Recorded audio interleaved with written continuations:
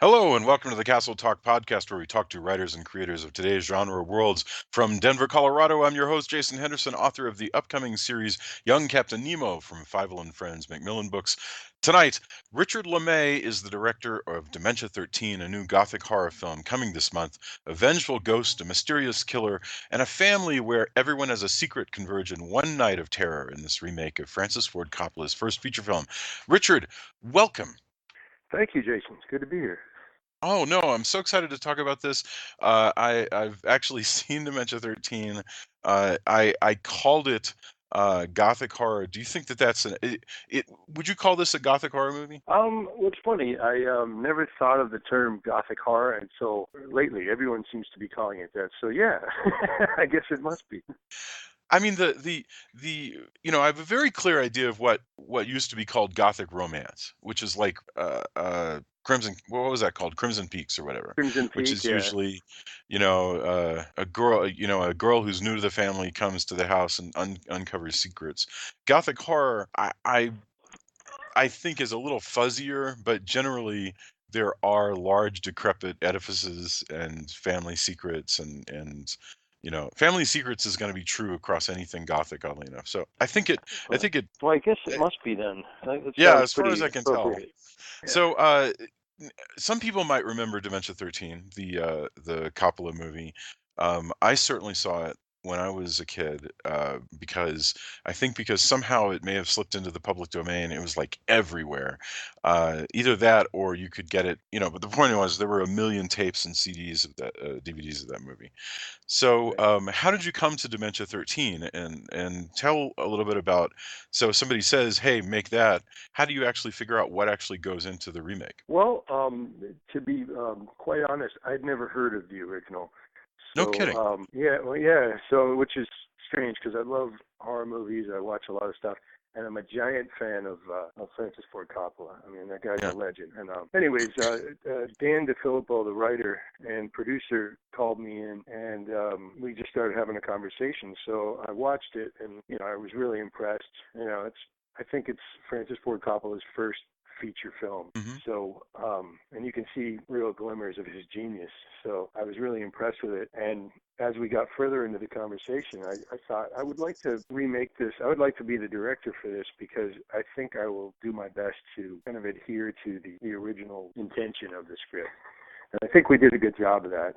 I knew walking into it I was never going to outdo Francis Ford Coppola. So it's really more of an homage.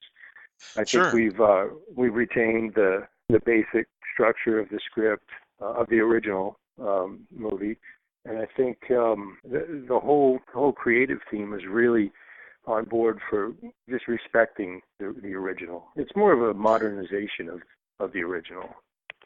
I mean, to be honest with you, I saw it and I loved it, but I don't even remember any of the plot twists. In fact, it all to me, I remember very little other than I remember the nursery rhyme. That's all I remember from, you know, and the name Kathleen. So you could tell me this is completely different or it's the same, and I would be compelled to believe you. But you said something about capturing the intention of the script, and before I ask you what that means, for the listener, I just want to describe.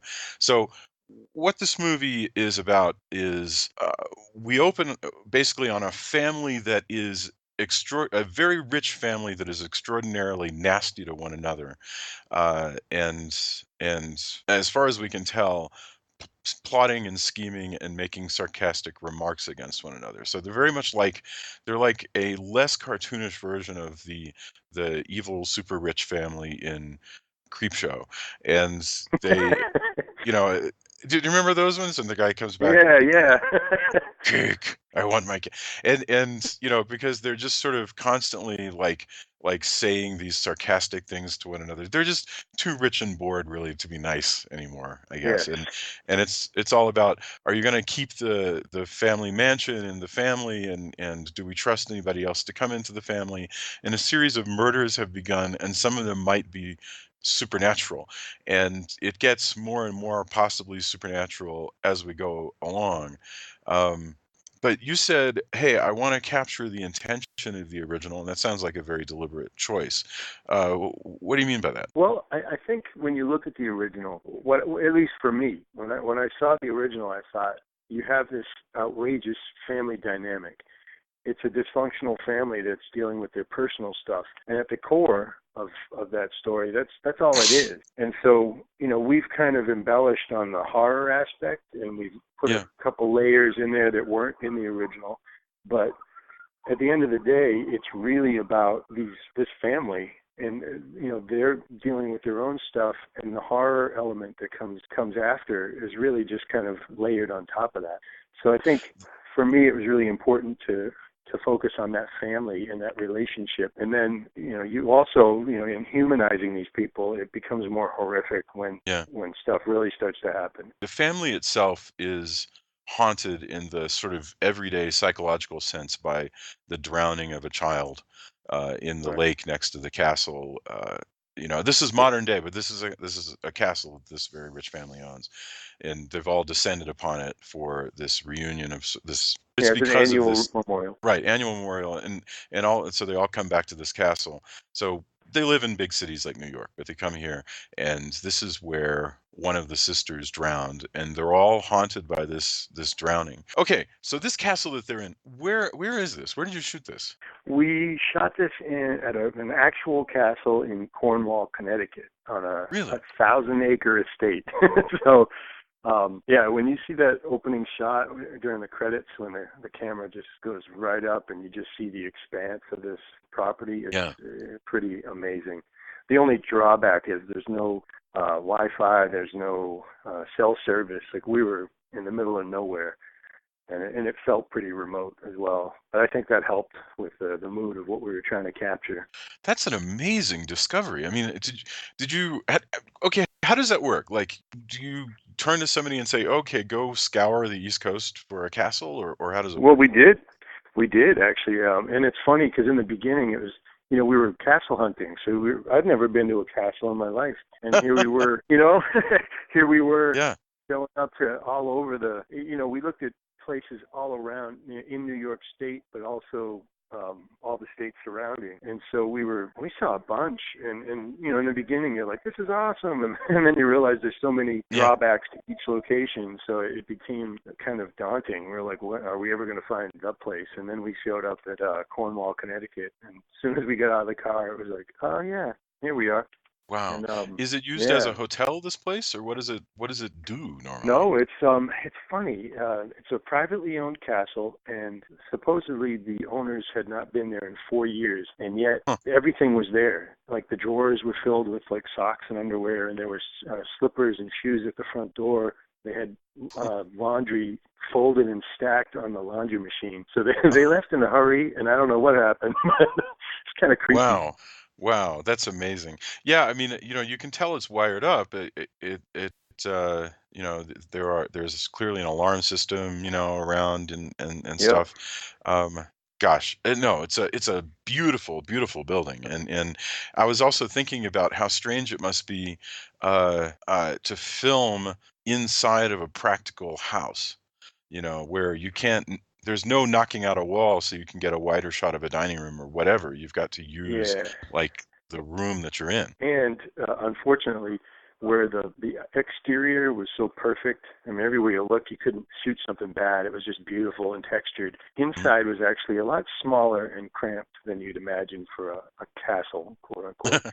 And yeah, the rooms were it was a very tight feel inside that place. So we had to be really tricky and consciously trying to expand the rooms, Mm. which I think we did a pretty good job. My DP, Paul Nichols, is a genius.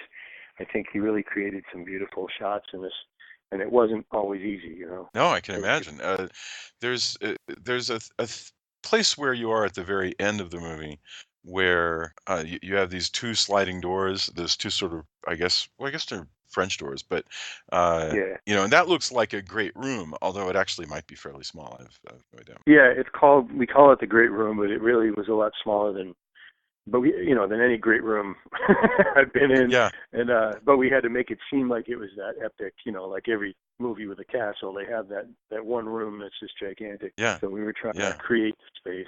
This is I think what's really cool here is that this is a horror film that I don't think we get to see a lot of much anymore. Again, I guess this is why people really want to call it gothic horror, and I guess it is. But big scary families in a castle with a lot of secrets. I mean, it's yeah, and even though they show up in modern cars, it could take place almost any time. I don't think you see Right. a lot of this, and it's kind of a refreshing change. And it's got axe murders, but Thanks. beside that, Yeah. Well, walking into it, I did want to kind of create a like an old Hollywood feel, Mhm. to it. Those old movies like this epic photography, and if even like the color palette, it's very desaturated. It's got a lot of Yeah, blues, a lot of shadows. So we were trying to really go for a real look. fabulous. Well, so I very much enjoyed it. Where can people find it this month? October 6th, the movie opens in New York and LA in theaters, and then it's available on VOD October 10th. Fantastic. Well, I'm Yeah. excited. This is a movie that I had a real fondness for when I was young, and I know a lot of people, if you say it, they say it in hushed tones. It's one of those horror movies that kind of moves into our consciousness, Dementia 13. So to say that there's a new Dementia 13 is kind of exciting. It kind of causes people Oh, to thank look up, you. and I hope that people really enjoy it. And Thank you. I watched it, and I was tweeting about it. I thought it was delightful. So um, Oh, I, cool. yeah. So thank you very much, Richard, and Thank I you, wish you the Jason. best of luck with it. Oh, I appreciate that. Thanks so much. Yeah. Have a fantastic week and good luck with the release. I'll talk to you soon. All right. Take care.